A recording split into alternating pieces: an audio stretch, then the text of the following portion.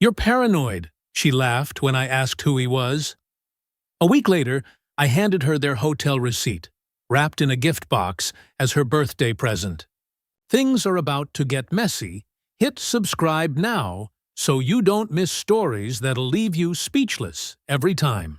My name's Peter. I'm 35 years old, and I work as a data analyst in Louisville, Kentucky. I grew up without a father. My mom worked 2 jobs just to keep food on the table. From her, I learned that nobody was ever going to hand me anything in life. I worked nights at a warehouse, put myself through community college, and then state school, graduated with no debt, and slowly built a simple but steady life. I'm not flashy, I'm not rich, and I'm definitely not the life of the party, but I've always been proud of being reliable. I thought that mattered more than anything. 5 years ago, I met Victoria at a friend's wedding. She was 28, worked in marketing, and had the kind of energy that made everyone turn their heads when she walked into a room. I honestly didn't know what she saw in me, but we clicked that night. 6 months later, I proposed. Our wedding was small, just family and close friends in a little venue outside town. The first 2 years were good. We had our routines, movie nights, weekend road trips to Nashville or Cincinnati, and our own silly inside jokes. It wasn't perfect, but it was ours. Then, around the 3rd year, things changed. She started coming home later, saying her company was expanding, and she had more client meetings. She was always on her phone, smiling at messages she wouldn't show me. When I asked who it was, she said it was just work, or just Sarah from the office. I'm not a jealous guy, I never have been, but I'm not stupid either. I noticed when she stopped touching me the same way, when she flinched slightly if I tried to hold her hand, when intimacy became something she'd allow maybe once a month. One night, my brother Cole called. He's a mechanic, lives about 40 minutes away, and we grab beers every few weeks. That night, his voice sounded strange. He told me he'd seen Victoria at that Italian place downtown, the one with the patio and fairy lights. I asked if maybe she was there for work. There was silence, and then he said quietly, "She wasn't alone, Pete. She was holding some guy's hand. He'd even taken a photo from his truck. It was a little blurry, but clear enough. Victoria, in the blue dress I'd bought her for her birthday, sitting across from some clean-cut guy in a polo shirt. They were leaning close, smiling, kissing. I thanked Cole, saved the photo, and just sat in my home office until 3 in the morning, staring at the wall. I didn't yell, I didn't cry, I didn't smash anything. I just thought. The next day, I acted normal, made coffee, kissed her cheek before work, listened to her talk about how busy her day was.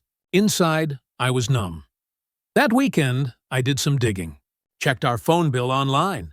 There was a number she'd been texting constantly, sometimes 50 messages a day. I ran it through a reverse lookup site and found a name, Brad Mitchell. A quick search showed he was a senior account manager at a mid-sized firm downtown. Good job, golf photos, charity events, the whole image. But what caught my attention was his relationship status. Engaged. His fiancée's name was Nicole Brennan, daughter of the company's owner, Richard Brennan. That's when it hit me. My wife wasn't just cheating. She was cheating with a man engaged to his boss's daughter. I didn't confront her. Not yet.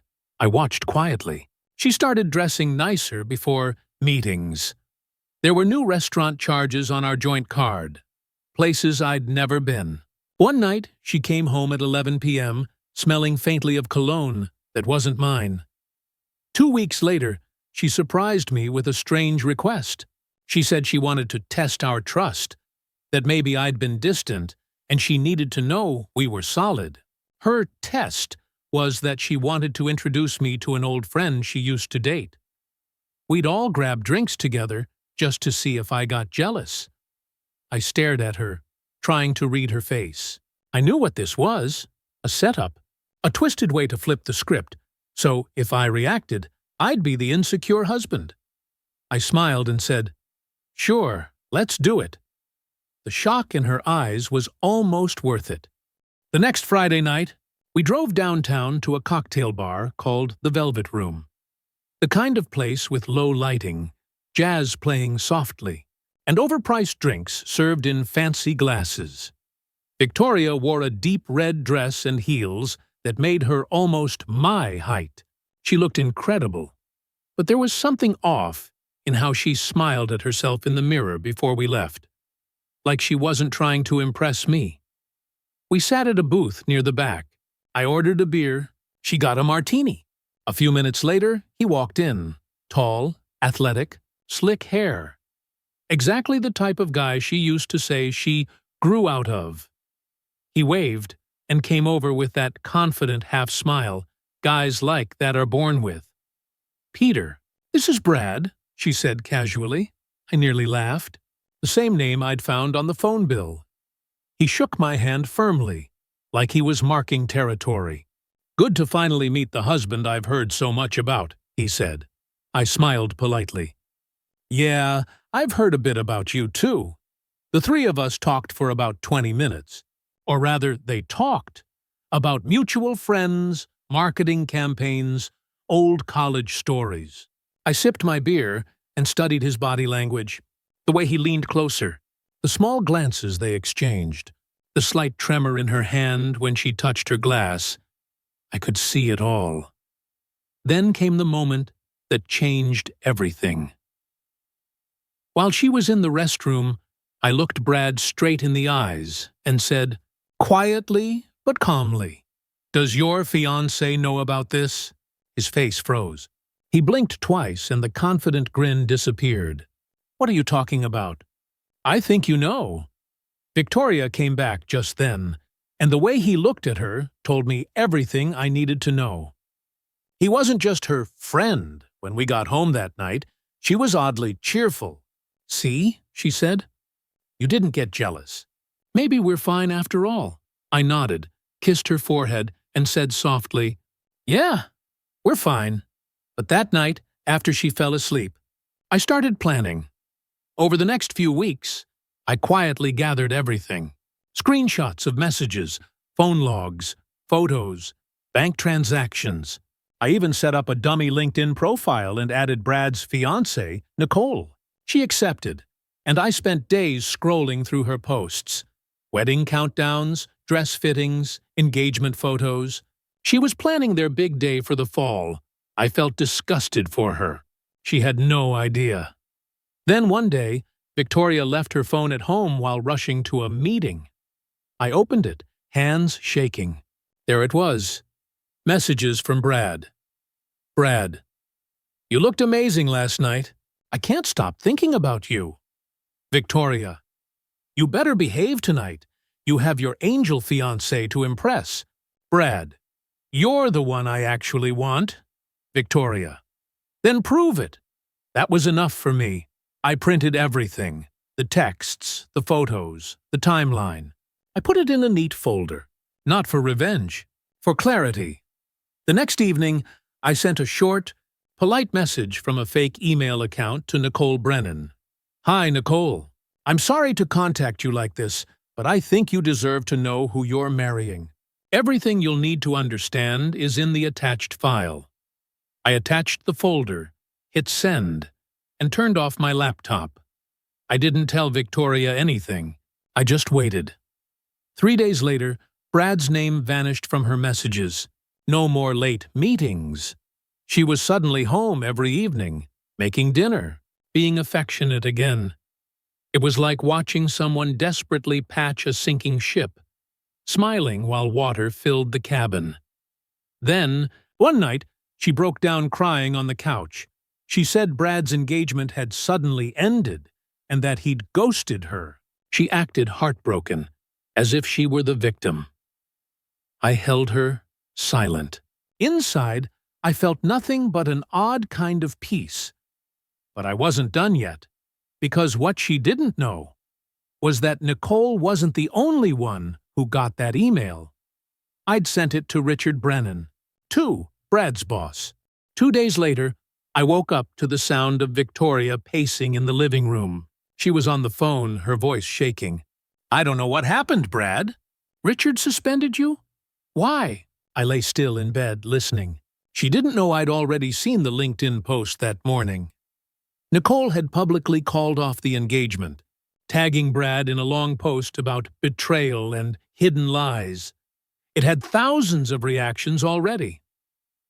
By noon, Brad's company website quietly removed his name from their management page. The man had lost his job, his fiancée, and soon his reputation. Victoria came into the room later, her eyes puffy. She said she needed space to think and left for a drive. I spent the evening sitting in silence, sipping coffee, staring at our wedding photo. In that picture, she looked so happy, genuine, radiant. It was almost painful remembering that version of her.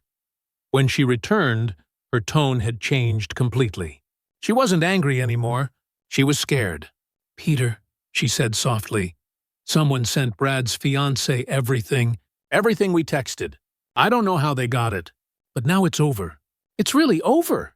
I pretended to look surprised. "That's terrible," I said. "You think it was a hacker?" She just shook her head, tears streaming down. "I don't know, but whoever did it ruined both of our lives." I wanted to say you ruined it yourself, but I didn't. I just nodded and let her talk. That week, she became distant again, quiet, lost. She'd spend hours scrolling through her phone, rereading old messages, then breaking down into silent sobs. Part of me wanted to feel pity, but another part, the one that remembered the lies, the humiliation, the endless excuses, felt a calm, cold satisfaction. Still, I hadn't decided what to do with our marriage. Leave? Stay quiet and wait? Then came the twist I didn't expect. One morning, about a month later, I received a call from Nicole, Brad's ex-fiancée. Her voice was calm, almost kind. "Hi, Peter. I think we need to talk. We met at a cafe downtown." She thanked me for sending the evidence, said it saved her from a terrible marriage. Then she told me something that made my stomach turn. Apparently, when Brad realized his engagement was over, he told her Victoria was the one who leaked everything, trying to deflect blame. Nicole said she didn't believe him at first. But when she confronted Victoria at her office, Victoria didn't deny it. She panicked and begged her not to tell me. Nicole smiled sadly as she told me this. "You deserve someone better," she said. "And by the way, your wife's co-workers, they all know now." My heart sank. By the next morning, everyone in Victoria's office had heard the story. A rumor about her affair with a co-worker and a mysterious email leak. She called in sick for 3 days straight, terrified to show her face. At night, she'd cry quietly next to me, thinking I was asleep. I'd lie there in the dark, wondering if I should confess what I'd done, that I had been the one who pulled the strings. But then she said something that killed the thought completely. "Peter, I swear I didn't mean to hurt anyone. I wanted to feel desired again. You work so much, and sometimes I felt invisible." That line, "I wanted to feel desired again," it echoed in my head for days. It wasn't guilt she felt. It was regret that she got caught. A week later, she came to me with an apology. She said she wanted to rebuild our marriage, start therapy, and move forward. I looked at her for a long time and said, "I'll think about it." But secretly, I was already packing my bags. 2 days after she apologized, I quietly moved into the guest room. She noticed right away. "Peter, are we really doing this?" After everything, I didn't answer. I just said I needed space, but the truth was, I'd already started seeing a lawyer. I didn't want a dramatic fight or a screaming breakup. I wanted a clean ending, the kind that leaves nothing left to fix. Over the next week, I transferred my savings to a new account, changed passwords, and boxed up my essentials. Every night, she'd hover around, trying to talk, cooking dinner, offering coffee. doing anything to make me sit with her. One night, she asked if I could at least forgive her, even if we couldn't fix things. Her eyes were red, tired, but there was still a spark of that manipulative charm, the same one that fooled me before. I said, calmly, "Forgiveness isn't the same as pretending it never happened." She looked away and whispered, "You'll regret this." I almost laughed. Not out of cruelty, but because I finally realized how empty her threats were. A few days later, I left for good. I'd rented a small apartment near my office. The first night there, I sat on the floor with a beer, surrounded by boxes, and felt something I hadn't felt in months. Quiet. No phone buzzing. No fake smiles. No second-guessing every word. Just silence. 2 weeks later, the divorce papers were signed. She didn't contest anything. I think part of her knew she'd already lost long before I walked out. But the story didn't quite end there. About a month later, I got a message from an unknown number. "Victoria, I know what you did. You sent those emails, didn't you?" I stared at the screen for a while. She finally figured it out. Instead of denying it, I replied, "Yeah, I did. You earned it." There was a pause. Then one last text came through. "You destroyed 2 people just to get even. You're no better than us." I didn't reply, because in that moment, I realized she was wrong. I hadn't destroyed anyone. I just revealed the truth they both worked so hard to hide. A few months passed. Life settled into something normal again. I went back to the gym, started painting, something I hadn't done since college. I reconnected with friends who said they'd missed the old me. One night, scrolling through social media, I saw a photo of Victoria. She was at a small cafe with some coworkers, smiling faintly.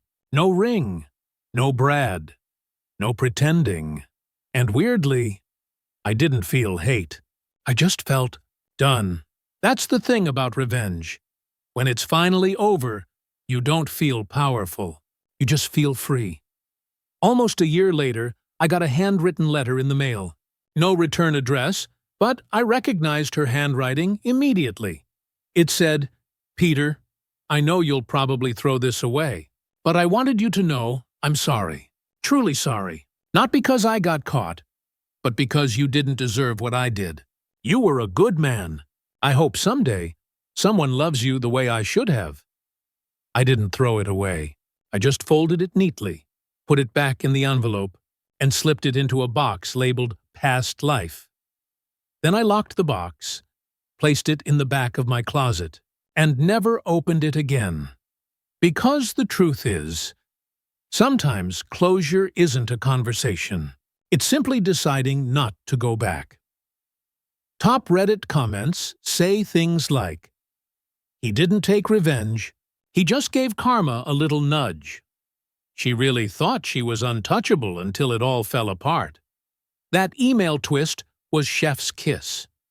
Finally, a story where the calm guy wins without shouting.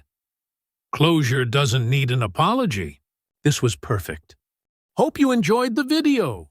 Smash that like button, subscribe, and I'll catch you in the next story.